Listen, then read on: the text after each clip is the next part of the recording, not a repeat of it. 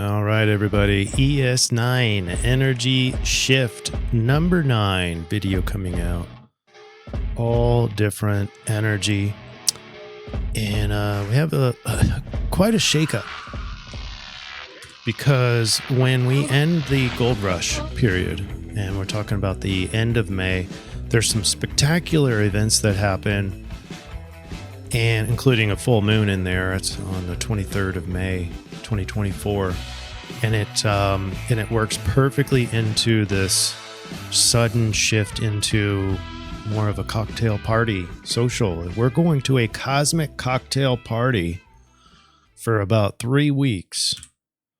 And here's I had to change the format of our typical ES window videos because there's so much happening. And so this is going to be in a slightly different format. In other words, I didn't do a playbook because it didn't make sense. There's just so much to pack in here. I have a lot of charts to show. I have a lot of archetypes and images to go over. And I think you're going to like it. It's the Cosmic Cocktail Party and Social. And so backing up, let's back up just a little bit because I want to orient you to where we are. And I could put probably these other energy windows in. So just before May 23rd, we have that gold rush period. So it's very heavy in Taurus energy, Taurus and Venus. And right at the end of that window, you have Venus and Jupiter coming into a perfect alignment. At the same time, we're having an opposite of that is Sagittarius in a full moon. And so the opposition with unpredictability and this Sagittarius Jupiter kind of Venus continuum, and then Venus is going to leave and go into Gemini. And so that's the big shakeup. Otherwise, that Venus Jupiter could last, several days, but I don't think it does. On the 23rd of May, 2024 it's a big, profound day because you have the Venus Jupiter exactly conjunct.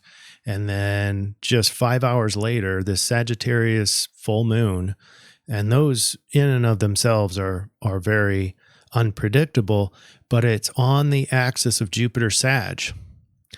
And so they're in opposition of each other, just this big shakeup. And then Venus, the later that day, that same day, Venus is going to leave and go into Taurus. Then a couple days later, leaving Taurus, going into Gemini.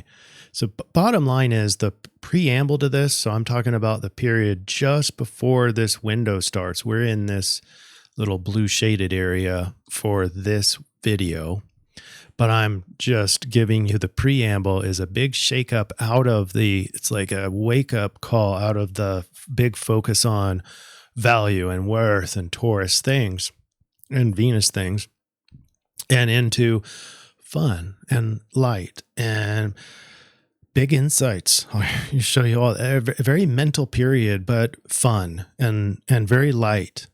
Did I say that too many times? All right. Now here's what we have to go through. I could read this, but it's a lot. How about just a brief summary? So basically Sun and Venus, Sun's going to go into Taurus first, then Venus on the 23rd, then on 25th, Jupiter. So now you got 3 players in Gemini, and that still doesn't really start the official cocktail party, but you have the organizers are there. And then you got this massive trine that we're going to talk about. And then into June, Jupiter trine Pluto is a big one. Then we have Mercury coming in. So that's on the 3rd of June.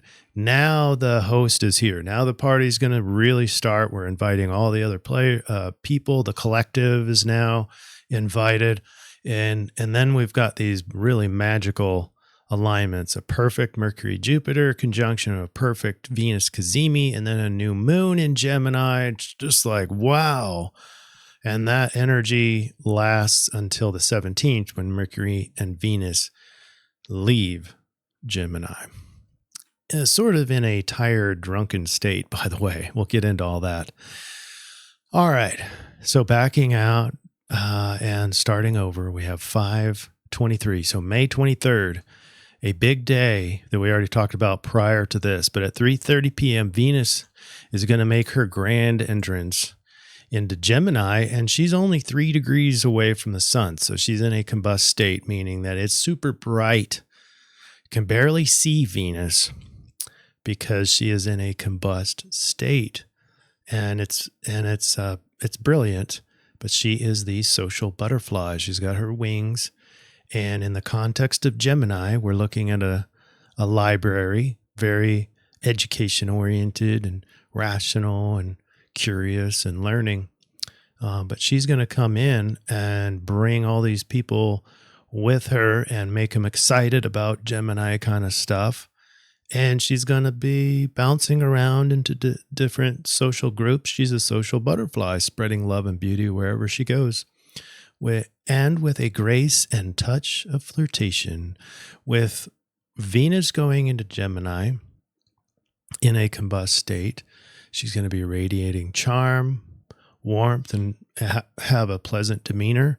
A lot of people will feel this with expressing oneself creatively, possibly with wit, maybe some humor and style, especially attracting others through intellect and communication skills. So that's the chart here. We've got Venus, who is still conjunct with Jupiter. So you have that residual gold rush kind of a flair to it. Jupiter just about ready to go into Gemini. And then you'll see these three conjunct. Now, this is just after the full moon happened earlier on the 23rd of May. And so that's the shakeup. And then Venus says, screw this, ready to go into Gemini and start our cocktail party. But she is the social butterfly with the image there. And then now Jupiter shows up. Now, Jupiter is in detriment, so this might be a little more of what you might feel from Jupiter. In detriment means a little bit weakened, and I'm going to show you another picture for that weakenness, but it's somewhat more serious than he normally is just because he's not in his favorite sign. And so brings a little more formality. We're still in this Gemini period. Library. It's social, and people are really just organizing right now. When we have Sun, Venus, and Jupiter together, that sounds like a lot of players, and it is, but it's the more formal of them, and they're getting washed out by the Sun. And so we're not really open to the public for our social quite yet. We're still getting organized. But the feelings, and you need to remember this about just Jupiter in Gemini, because he is in detriment. It's like overloaded circuits. So if you imagine an electrical system with too many devices connecting, and this is with ideas. So the circuits are sort of overloaded.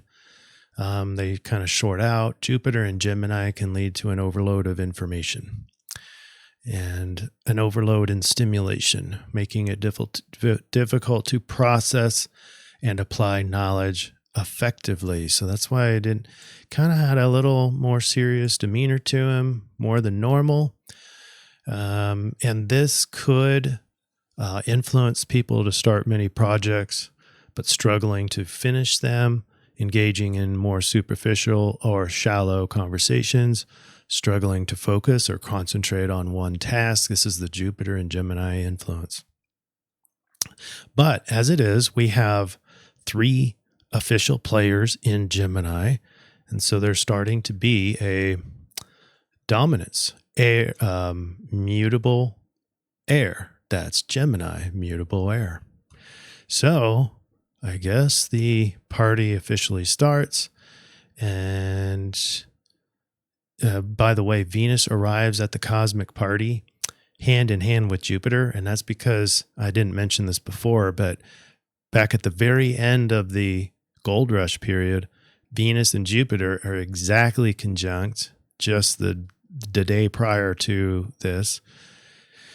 And they are also parallel. So they're perfectly over each other. In other words, walking hand in hand into Gemini, but she's going to be leaving in the same manner with Mercury, leaving Gemini with another lover. All right, here's where I think the party really starts to draw attention.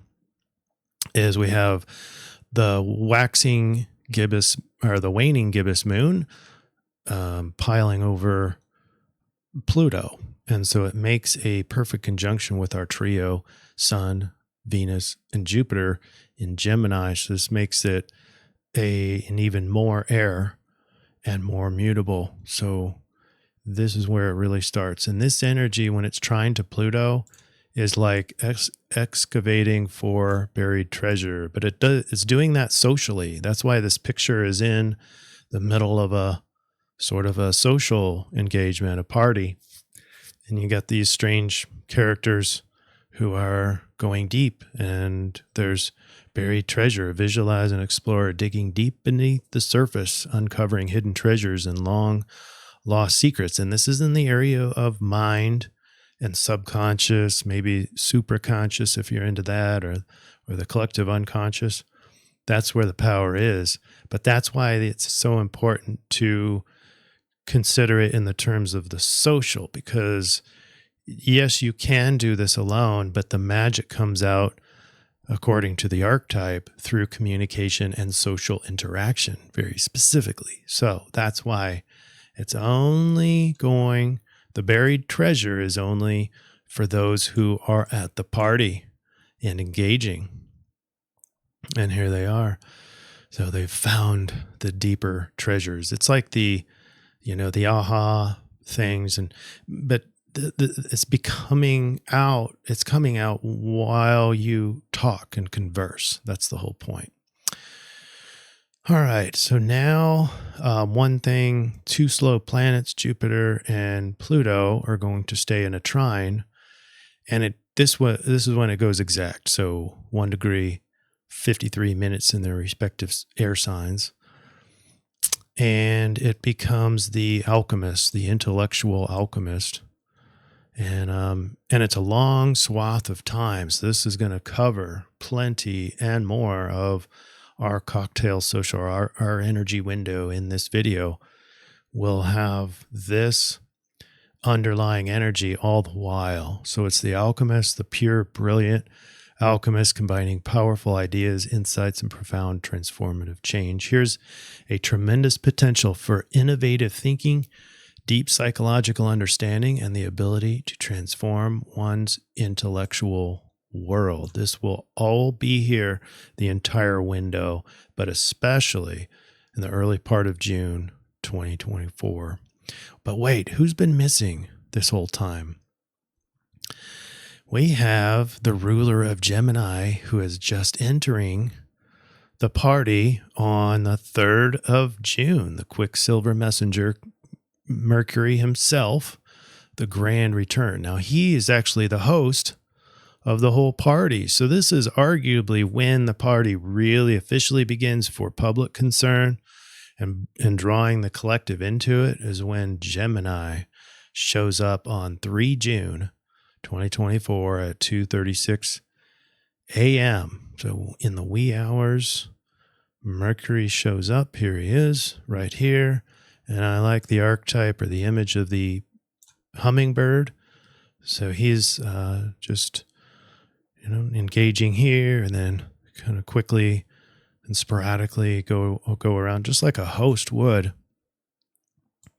And then he would probably also do a toast with perfect wit and possibly some humor. And this is the Quicksilver Messenger, darting between realms with ease, delivering messages and facilitating communication. People might feel this energy as Mercury goes into Gemini, might feel adapting easily to new ideas and situations. Mercury is the one who can multitask and juggle multiple projects. Jupiter, not so much. That's why he's in detriment and learning and processing information rapidly. Okay, so that's Mercury. But then right away, this one I find breathtaking. This day, the 4th of June, because in the early morning, Mercury and Gemini right here are going to be exactly at 2 degrees 13 minutes, and they're going to be parallel. Mercury and Jupiter parallel. So what that means is they're just perfectly together at 5:23 a.m. And this is just one of the many things happening on the 4th. This is the cosmic library. This is the whole reason why we have our images. Most of them are in a double-decker library in the background. So the cocktail party is very social, but it's at a place where you can find knowledge and learn and be curious, find answers. With Mercury and Jupiter united in Gemini, the mind expands, hungry for information and eager to explore the boundless realms of ideas and concepts. Oops, there's right there. I like the idea of idea amplifier, but I also like because, Jupiter amplifies and they both have ideas. So it's exaggerated idea amplification, but it's also whole mind. As I talked about before in our pictures, we had 2 decks of books or lines of books. So you have the lower mind, that's Mercury, where we have rational, logical, memorizing. But then you have Jupiter, who what ifs and grander ideas and collective unconscious, more spiritual things, philosophy, challenging the areas of rational. May not be so rational, but it completes the mind. And so when you combine those two together, you get really powerful thinking big and embracing visionary ideas, seeking out new learning opportunities and experiences, expanding your knowledge, and understanding various topics and expressing oneself with ease. So here's our new setting.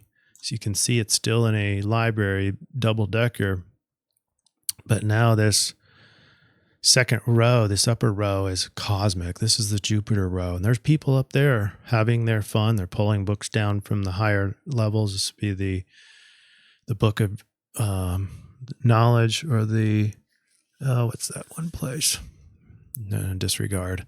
But you've got the lower deck. This is where Mercury is, the higher deck where Jupiter is, and it's all together in one. But that's not even all that's happening here. You've got Mercury and Jupiter together perfectly, but trined over to Pluto, and it's very tight. We're only talking about a few minutes of difference in its orb, and so we have to unlock this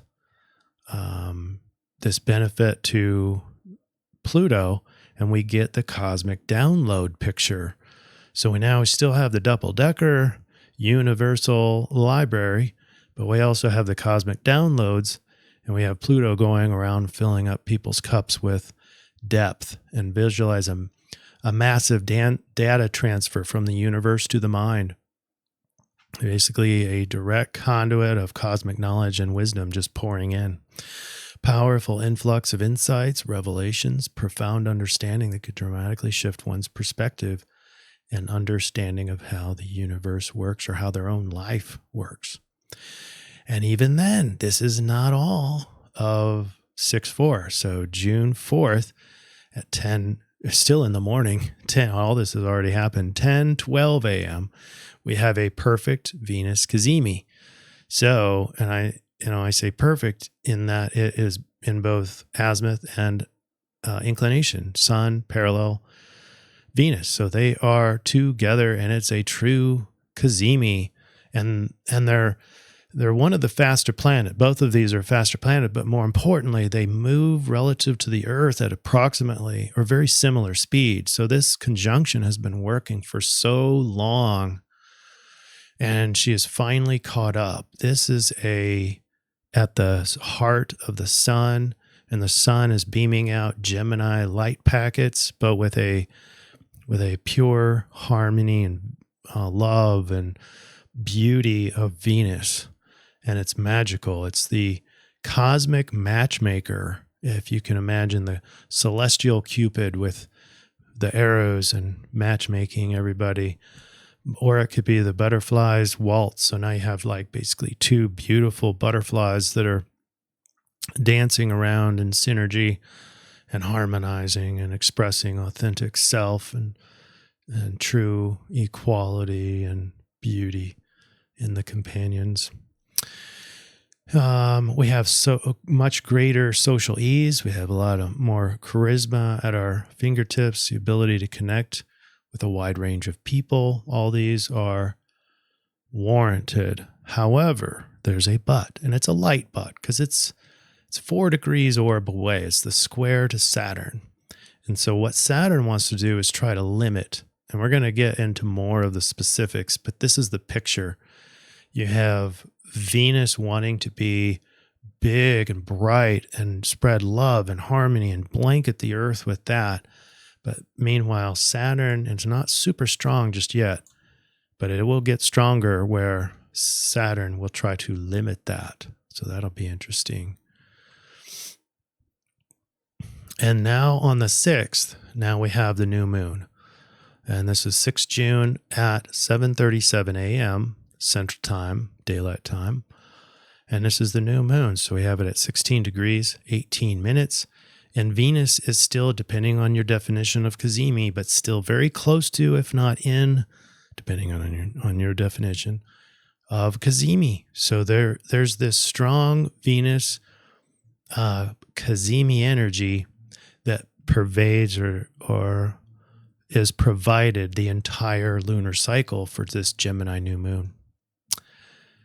And also, unfortunately, the restriction to Saturn will be a part of this as well.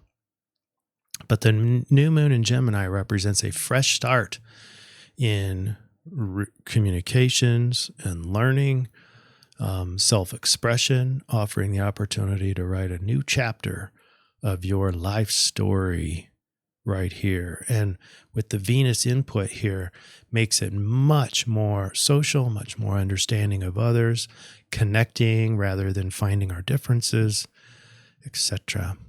And then the square over to Saturn might try to restrict all this throughout the Gemini cycle. So the 29 days where we have the Gemini lunar cycle happening.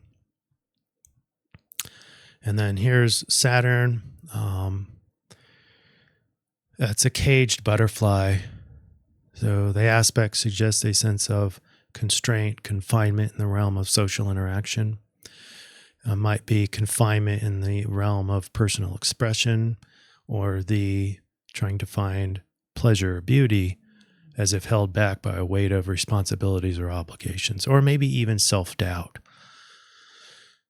Most of us might feel this is the influence of Saturn, and as a square to Venus and the new moon. It's a sense of loneliness, a sense of isolation, even in the midst of other people or in our cocktail party. You can kind of have this hint of, I'm a little different, so I'm like a little hesitant. I might be a little more keen to fearing rejection or feeling vulnerable. Feeling a need to prove oneself might be this cage, experiencing a sense of seriousness or heaviness in creativity. And that's mainly affecting Venus, but will have a powerful effect throughout. All right. And then from there, we wait until the party convenes. And the only other thing I haven't mentioned, I'll do that now, is this. So this is in 6 June. And when we get into mid-June, that's when these 3 players, Venus and Sun, just 2 players, Venus and Sun, because the moon will be further along, but they will square over to Neptune. So we'll drop the Saturn square. And then now it starts to feel a little more drunk. People are dreary. And and this is indicated here. You can see the square as we end this time period, you see Mercury and Venus at 0 degrees Cancer in a square over to Neptune. So things are feeling a little more. I'll talk about that here in our summary. So here's the summary for ES number 9. This energetic window happens entirely in Gemini, but it's not one of those energies that it explodes onto the scene. We do have that preamble that shake things up, but the presence of the Gemini influence slowly gets started. And so you get I'll say it here. We're almost looking literally like a typical cocktail social where there are more formal players showing up early and on time, such as Sun, Venus, and Jupiter, to properly organize and set up everything for our collective cocktail social during the last days of May 2024. By June 3rd, the atmosphere is overjoyed to see the more casual and fun-loving Mercury and our host for this event crashing this social and loosening everyone up with wit and humor. Once all the players are at the social, big things can happen, such as deeply transformative treasure hunt.